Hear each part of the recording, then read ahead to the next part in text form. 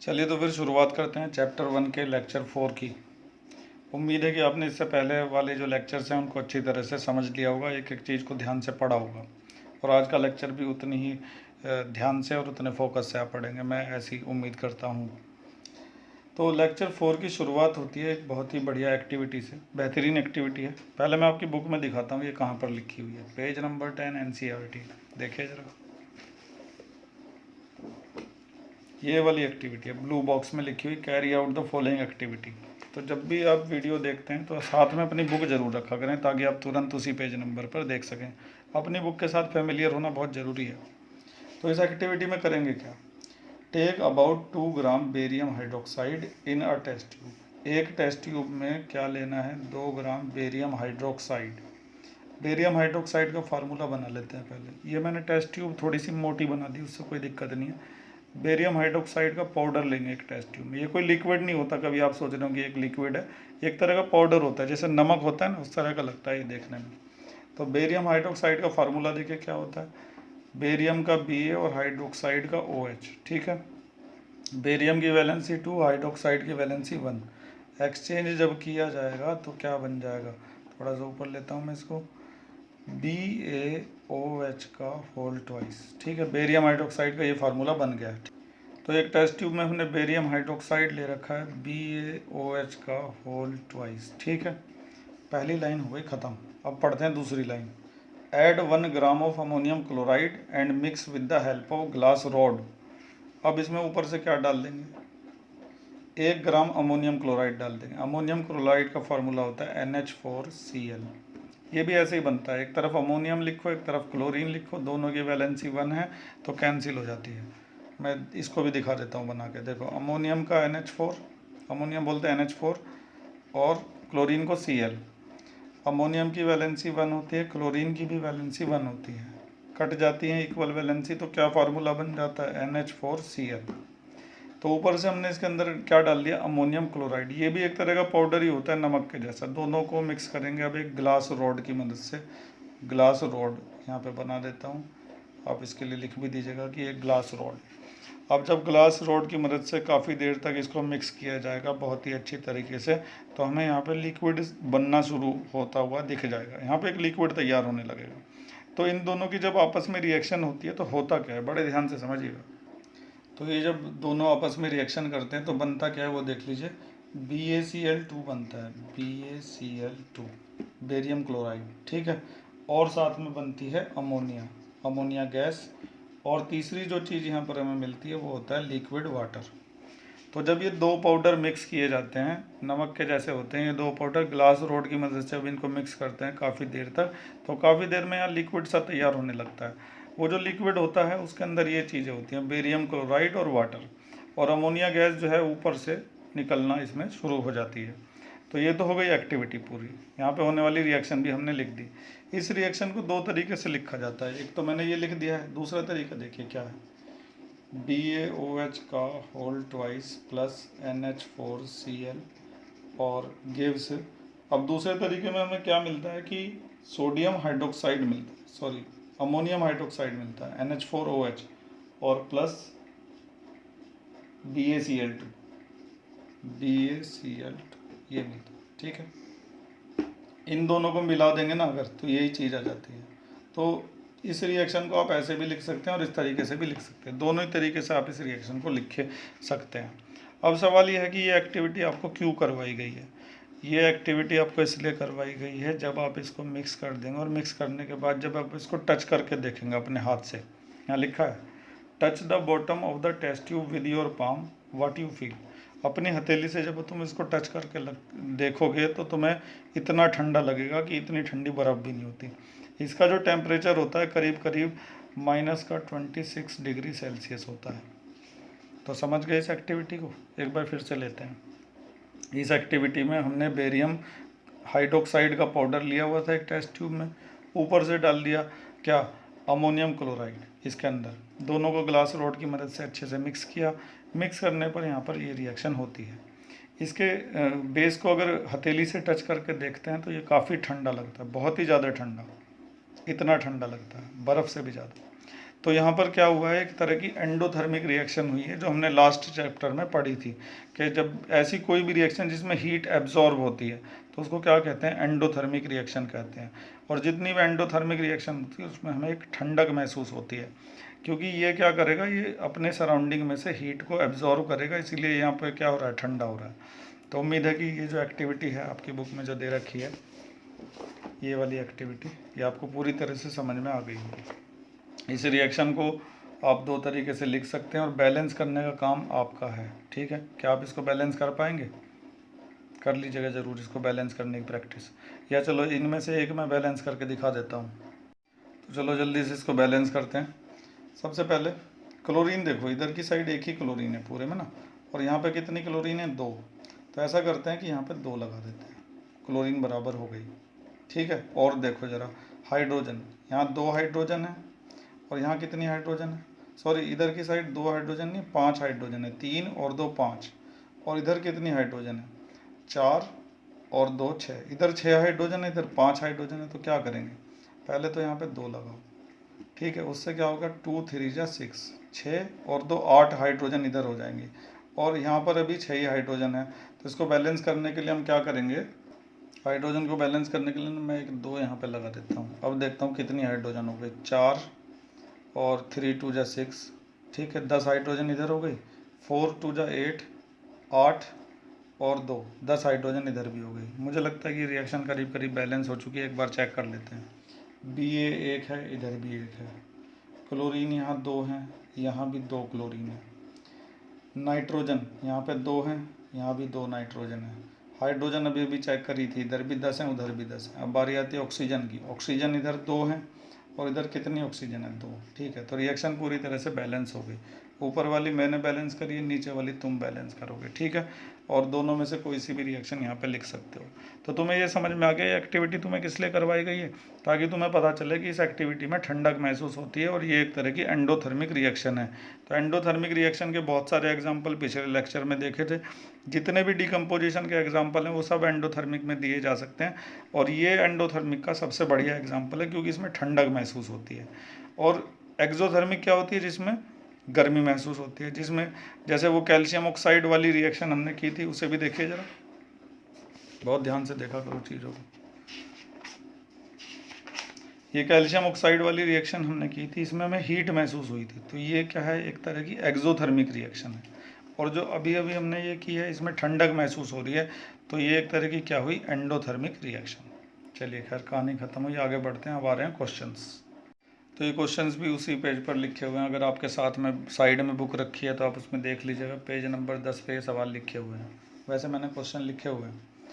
A solution of substance x is used for white washing. समझ गए, एक substance है जो एक्स है, ठीक है, उसका जो सोल्यूशन है उसको वाइट वॉशिंग में इस्तेमाल करते हैं। तो बताओ वो एक्स क्या है। तो हम अच्छी तरह से जानते हैं उसका नाम वो है क्विक लाइम। आंसर लिख देता हूँ यहाँ पर। तो वो जो सब्सटेंस एक्स है उसका नाम क्या है, कैल्शियम ऑक्साइड यानी कि क्विक लाइम। इसी का जो सोल्यूशन तैयार किया जाता है, जब इसको पानी में डाल देते हैं तो उसी सोल्यूशन को क्या किया जाता है, वाइट वॉशिंग में इस्तेमाल किया जाता है। Second part, right the reaction of substance x. Substance x यानी कि calcium oxide, named in the first above with water. Substance x की रिएक्शन किसके साथ लिखनी है, वाटर के साथ लिख दें तो लिख देंगे, हमने पढ़ रखी है। कैल्शियम ऑक्साइड की रिएक्शन जब वाटर के साथ की जाती है तो बन जाता है कैल्शियम हाइड्रोक्साइड। ठीक है, ये होता है स्लैग लाइम। ये क्विक लाइम है, ये स्लैग लाइम है। क्विक लाइम को पानी में मिलाते हैं तो उससे स्लैग लाइम बनता है और इसी से हम वाइट वॉश करते हैं। सवाल को एक बार फिर से समझते हैं। सवाल ये है कि एक सब्सटेंस एक्स है जिसका सोल्यूशन वाइट वॉशिंग में इस्तेमाल किया जाता है। तो वो सब्सटेंस एक्स क्या है, क्विक लाइम है, उसी का सोल्यूशन जो है वो वाइट वॉश में इस्तेमाल किया जाता है। सवाल नंबर 1 पूरा हो गया, उम्मीद है कि समझ में आ गया होगा। आगे बढ़ते हैं। अब यह है सवाल नंबर 2। ये मैं तुम्हें अच्छे से समझा चुका हूँ। एक्टिविटी 1.7 उसकी तो मैंने बल्कि एक अलग ही वीडियो बना के डाल रखी है क्योंकि वो बड़ी इंपॉर्टेंट एक्टिविटी है। एक्टिविटी 1.7 पहले दिखाता हूँ, याद दिलाता हूँ क्योंकि भूल भी तो जाते हो ना तुम लोग जल्दी ही। ये देखो, इस फिगर को देख के याद आ गई होगी। एक्टिविटी 1.7 बहुत इंपॉर्टेंट एक्टिविटी है। 4-5 सवाल इसके ऊपर पूछे जाते हैं, उनमें से एक तुम्हारी बुक में दिया हुआ है। Why is the amount of gas collected in one test tube is in the activity 1.7 double the amount of gas collected in the other. एक टेस्ट ट्यूब में दूसरी टेस्ट ट्यूब से ज़्यादा गैस इकट्ठी क्यों हो रही है? तो इसकी वजह होती है वाटर का मॉलिक्यूल, क्योंकि हमने उस एक्टिविटी में क्या कर रहे थे, पानी के अंदर इलेक्ट्रिसिटी पास कर रहे थे। तो पानी में इलेक्ट्रिसिटी पास जब करेंगे तो वाटर का जब एक मॉलिक्यूल ब्रेक होगा तो उससे हाइड्रोजन के मिलेंगे 2 एटम और ऑक्सीजन का सिर्फ एक ही एटम मिलेगा। तो क्योंकि हाइड्रोजन के 2 एटम मिलेंगे, ऑक्सीजन का एक एटम मिलेगा, इसीलिए हाइड्रोजन गैस का वॉल्यूम जो है वो ऑक्सीजन गैस के वॉल्यूम का क्या होगा, डबल होगा। ठीक है, इसी चीज़ को यहाँ पे लिखा हुआ है during the electrolysis of water, जब वाटर का इलेक्ट्रोलाइसिस किया जाता है। ये जो एक्टिविटी हम कर रहे हैं इसमें हम क्या कर रहे हैं, वाटर का इलेक्ट्रोलाइसिस कर रहे हैं, क्योंकि इसके अंदर हम इलेक्ट्रिसिटी पास करते हैं। जब भी हम किसी सॉल्यूशन में इलेक्ट्रिसिटी पास करते हैं तो समझो कि उसका क्या हो रहा है, इलेक्ट्रोलाइसिस हो रहा है। तो जब वाटर का इलेक्ट्रोलाइसिस हम करते हैं तो वाटर जो है वो ब्रेक होना शुरू हो जाता है हाइड्रोजन में और ऑक्सीजन में। एक टेस्ट ट्यूब में हाइड्रोजन इकट्ठी हो जाती है और दूसरी टेस्ट ट्यूब में ऑक्सीजन इकट्ठी हो जाती है। उसके बाद हमने लिखा कि hydrogen and oxygen are get separated by electricity, electricity की मदद से दोनों सेपरेट हो जाती हैं। वाटर यानी कि H2O contain 2 part of hydrogen and 1 part of oxygen, that's why के बाद क्वेश्चन में से लिख देना कि amount of gas collected in one test tube is double that of other, इस तरीके से। तो इस तरह से हमारे क्वेश्चंस पूरे हो गए। आगे बढ़ते हैं डिस्प्लेसमेंट रिएक्शंस की ओर। अब हम पढ़ने जा रहे हैं डिस्प्लेसमेंट रिएक्शंस के बारे में, ध्यान से समझिएगा ज़रा। तो डिस्प्लेसमेंट रिएक्शन को अच्छे से समझने के लिए सबसे पहले एक एक्टिविटी की जाएगी, बहुत ही बढ़िया एक्टिविटी है। पहले अपनी बुक में देखो कहाँ पर, ये रही। ठीक है, डिस्प्लेसमेंट रिएक्शन। तो डिस्प्लेसमेंट रिएक्शन को समझने के लिए हम एक एक्टिविटी करेंगे। इसके लिए हम क्या करेंगे, 3 आयरन नेल लेंगे, 1, 2 और 3। 3 में से 2 आयरन नेल को क्या किया जाएगा, कॉपर सल्फेट के सॉल्यूशन में डिप करके रखा जाएगा। कितने मिनट के लिए, 20 मिनट के लिए। दिखाई दे रहा होगा, अगर ना दिखाई दिया करे ना तो मुझे लिख दिया करो कमेंट्स में, ठीक है। तो मैं कोशिश करूँगा इसको बड़ा करने की। फिलहाल 20 मिनट के लिए 3 में से 2 आयरन नेल को कॉपर सल्फेट के सॉल्यूशन में डिप करके रख दिया जाएगा। तो 20 मिनट बाद हम क्या देखेंगे, हम ये देखेंगे 20 मिनट बाद कॉपर सल्फेट का जो ब्लू कलर है वो कैसा हो जाएगा, फेड हो जाएगा। इसके अलावा 3 में से जो 2 आयरन नेल थी जो हमने कॉपर सल्फेट के सॉल्यूशन में डिप करके रखी थी वो तो हो जाएंगी ब्राउन, और जो बाहर ही रह गई थी वो कैसी रहेगी, वो वैसी की वैसी रहेगी, जो मतलब जैसी नई थी ना वैसी की वैसी रहेगी। तो बदलाव क्या देखने को मिले हमें 20 मिनट बाद, एक तो कॉपर सल्फेट का ब्लू कलर फेड हो गया, और दूसरा आयरन नेल के ऊपर एक ब्राउन कलर की क्या आ गई, कोटिंग आ गई। जो आयरन नेल हमने कॉपर सल्फेट के सॉल्यूशन में डिप करके रखी थी ये वाली, इन पे आ गई ब्राउन कलर की कोटिंग, और ये जो ब्लू कलर था ये हो गया गायब। तो यहाँ पर हुआ क्या है ये समझ लीजिए आप। तो यहाँ पे हुई है एक तरह की डिस्प्लेसमेंट रिएक्शन। आयरन नेल्स को कॉपर सल्फेट के सॉल्यूशन में रखा गया था, तो आयरन ने क्या किया, कॉपर सल्फेट में से कॉपर को डिस्प्लेस कर दिया, हटा दिया, और FeSO4 बन गया। ये देखो, कॉपर हटाया यहाँ से और खुद लग गया आके, तो FeSO4 बन गया, और कॉपर जो डिस्प्लेस किया था वो अलग से ऐसे हमने दिखा दिया है।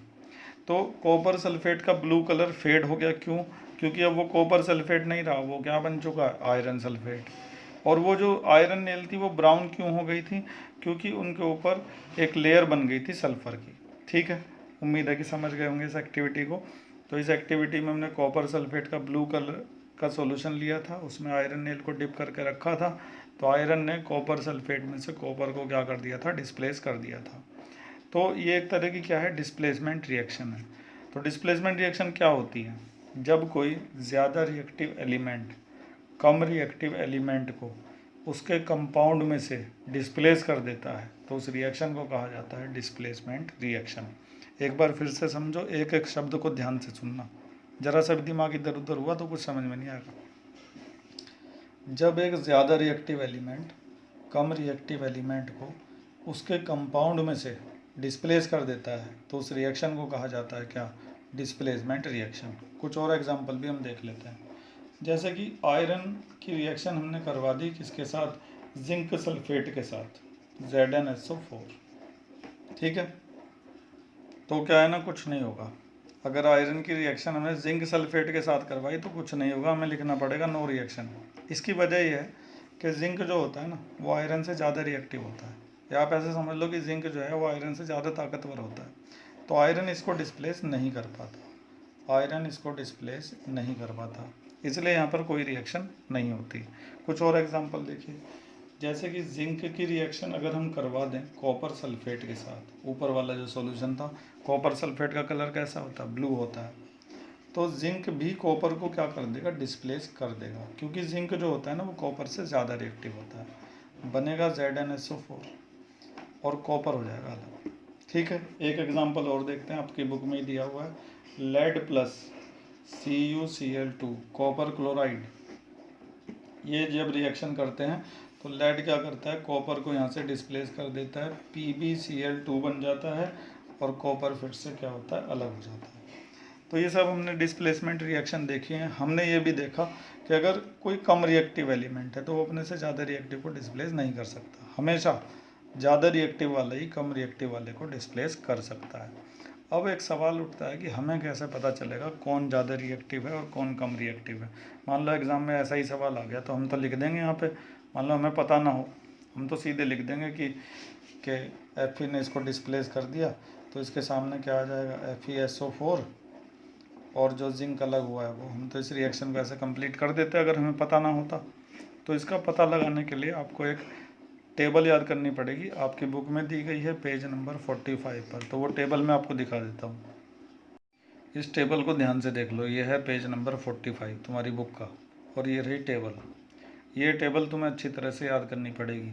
इसको याद करते समय तुम्हें पता चलेगा कि जिंक जो है ना वो आयरन से ज़्यादा रिएक्टिव है, इसीलिए आयरन जिंक को डिस्प्लेस नहीं कर पा रहा था वहाँ पे, ठीक है। लेकिन जिंक कॉपर से ज़्यादा रिएक्टिव है, इसलिए जिंक कॉपर को डिस्प्लेस कर सकता है। आयरन भी कॉपर से ज़्यादा रिएक्टिव है, इसलिए आयरन भी कॉपर को डिस्प्लेस कर सकता है।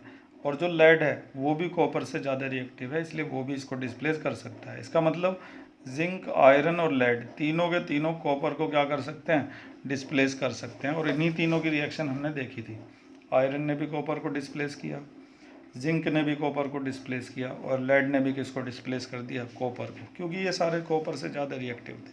तो अगर आपको ये पता लगाना है कौन ज़्यादा रिएक्टिव है या कौन कम रिएक्टिव है, तो इसका पता आपको पेज 45 पर जो टेबल मैंने दिखाई थी उससे ही चलेगा। तो पेज 45 पर दी गई टेबल ज़रूर याद कर लीजिएगा, आपको ऐसे सवाल दिए जाएंगे फिर रिएक्शन कंप्लीट करनी पड़ेगी, तो याद होगी ना टेबल, जब पता होगा कौन किससे ज़्यादा रिएक्टिव है तभी आप रिएक्शन कंप्लीट कर पाएंगे। ठीक है, उम्मीद है कि डिस्प्लेसमेंट रिएक्शन आपको समझ में आ गई होगी। बढ़ते हैं अगली type of reaction, double displacement reaction की ओर। तो अब हम समझते हैं रिएक्शंस का आखिरी टाइप, डबल डिस्प्लेसमेंट रिएक्शन। नाम से ही पता चल रहा है कि इसमें क्या है ना, डबल डिस्प्लेसमेंट होने वाले होंगे। तो इसको समझने के लिए पहले की जाएगी एक एक्टिविटी, फिर से अपनी किताब में देखिए, किताब देखना बहुत ज़रूरी होता है। ये वाली एक्टिविटी हम करेंगे, इसमें क्या है ना, हम एक टेस्ट ट्यूब लेंगे और टेस्ट ट्यूब में मैं यहाँ पे फिगर बना के दिखाता हूँ आपको।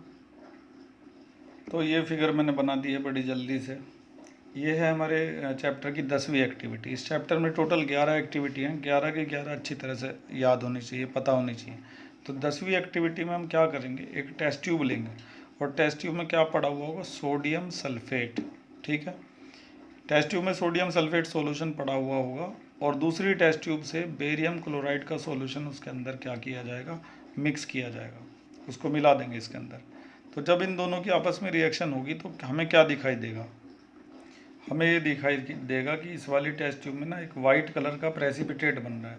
तो कुछ किताबों में तो वो प्रेसिपिटेट ऐसे करके दिखा रखा है, ऐसे लाइन खींच के, और जो नई किताब है ना NCERT की उसमें ऐसे दिखाया हुआ है गोले गोले से बनाकर।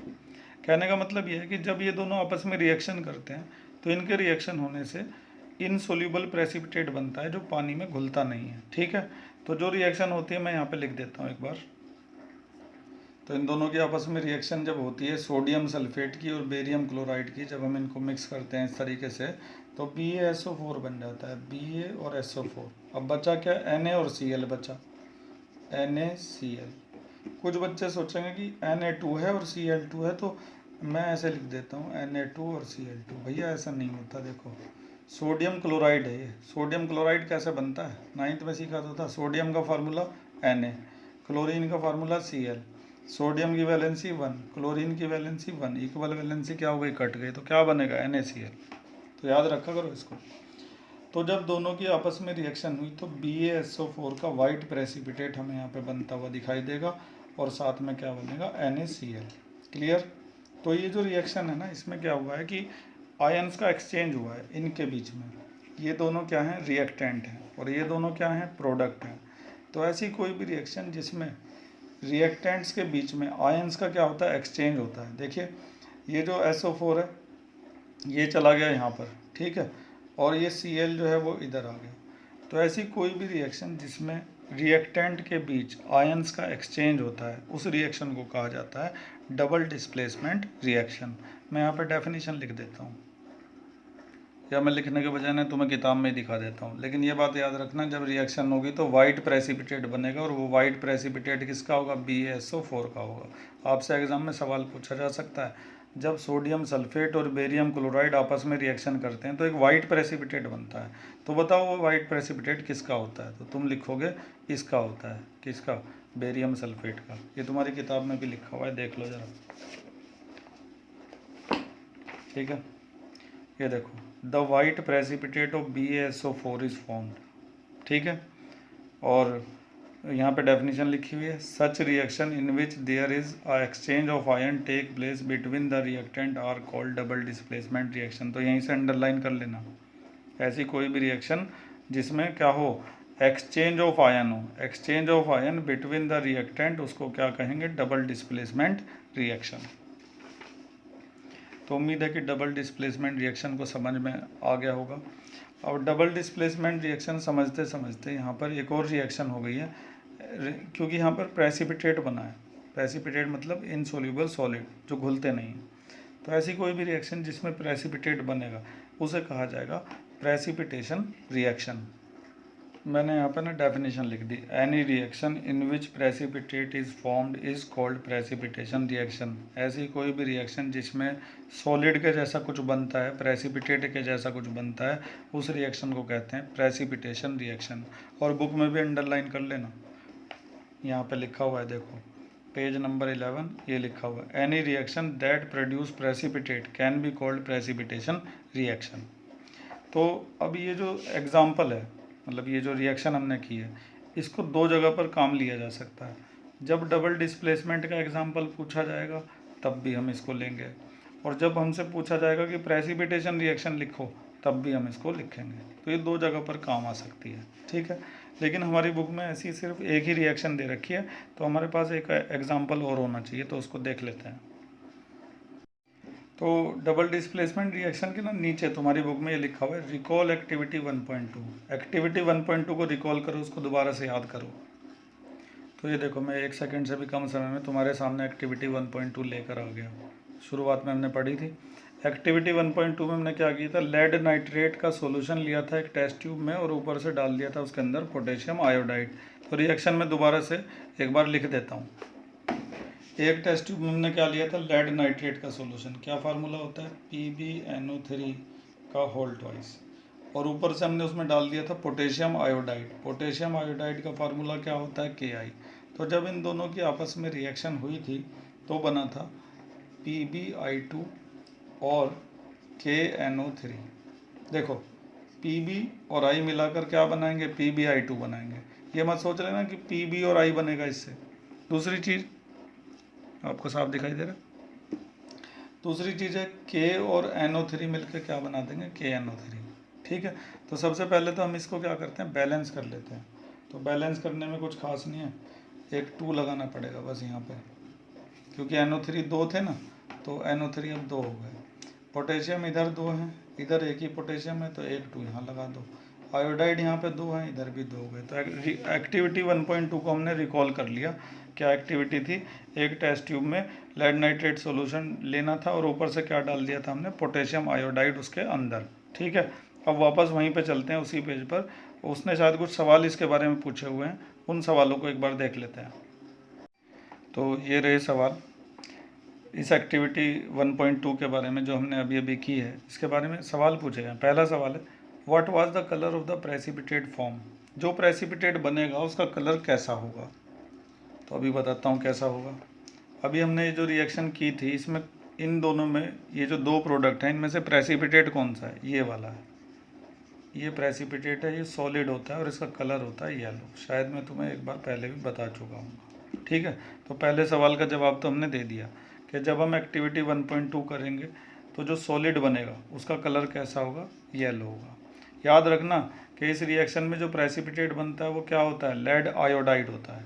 क्लियर, चलो और देख लेते हैं क्या सवाल है। Right the balance chemical equation for this reaction. Balance करो, वो काम हमने पहले ही कर दिया था, ये देख लो, यहाँ 2 लगा दिया था, इधर भी 2 लगा दिया था। ठीक है, बैलेंस हो गई थी। और क्या है, is this also a double displacement reaction. क्या ये भी एक डबल डिस्प्लेसमेंट रिएक्शन है? हाँ बिल्कुल है। ये देखो, देखो क्या हुआ है यहाँ पे, ये रिएक्टेंट है, क्या इनके बीच आयंस का एक्सचेंज हुआ है? बिल्कुल हुआ है। PbI2 बना है ना, PbI2। तो जो ये आयोडीन है ये लग गया लेड के साथ जाकर, और NO3 किसके साथ जाकर लग गया, K के साथ में जाकर लग गया। ठीक है, तो यहाँ पर क्या हुआ है, दो चीज़ों का एक्सचेंज हुआ है, दो आयंस का एक्सचेंज हुआ है आपस में। तो जब भी किसी रिएक्शन में रिएक्टेंट के बीच में आयंस का एक्सचेंज होता है तो उस रिएक्शन को क्या कहते हैं, डबल डिस्प्लेसमेंट रिएक्शन। तो इस तरह से हमारे पास, एक सेकेंड, इस तरह से हमारे पास डबल डिस्प्लेसमेंट रिएक्शन के दो एग्जाम्पल हो गए। ठीक है, एक तो ये है, ये जो हमने एक्टिविटी की थी 10वीं एक्टिविटी, इसमें ये एग्जाम्पल हो गया डबल डिस्प्लेसमेंट का। वाइट प्रेसिपिटेट किसका बनता है, BaSO4 का। और एक एक्टिविटी 1.2 से हो गया, यहाँ पर प्रेसिपिटेट किसका बनता है, लेड आयोडाइड का, और ये वाइट नहीं होता, ये कैसा होता है, येलो होता है। तो दोनों रिएक्शंस को अच्छी तरह से याद रखिएगा। ठीक है, फिलहाल टाइप ऑफ रिएक्शन जो है वो पूरी तरह से कंप्लीट हो चुका है। अब चैप्टर का अगला हिस्सा बचा है, ऑक्सीडेशन, रिडक्शन और बहुत सारी चीज़ें छोटी मोटी, उनको हम अगले लेक्चर में ही देख पाएंगे। ठीक है, फिलहाल आज के लिए बस इतना ही। Thank you.